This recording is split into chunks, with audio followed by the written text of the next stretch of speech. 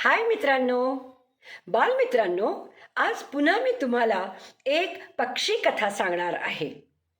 कथेचं नाव आहे पारधी आणि पारवे. एका रानात एक मोठे झाड होते. त्या झाडावर पारवे राहत असत. पारव्यांचा एक नायक होता. नायक सांगील तसे ते सगळे वागत असत. एक दिवस पारवे आकाशात उडत होते. त्यांना खाली जमिनीवर धान्य पसरलेले दिसले. जवळपास धान्याचा राखणदार देखील नव्हता. सर्व पारवे भराभर खाली उतरले. ते दाणे खाऊ लागले. दाण्यांवर पारव्याने जाळे टाकले होते.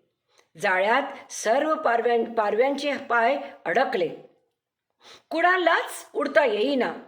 सारे पारवे घाबरले. पारव्यांचा नायक म्हणाला, घाबरू नका, मी सांगतो तसे करा. मी 1, 2, 3 म्हणताच सर्वांनी एकदम उंच उडायचे. नायकाने 3 म्हणताच जाळे घेऊन सारे पारवे आकाशात उडाले. मग ते आपल्या घरट्याजवळ आले. खाली उतरले. त्यांनी जाळ्यातून एकमेकांचे पाय सोडवले. सर्व पारव्यांची जाळ्यातून सुटका झाली.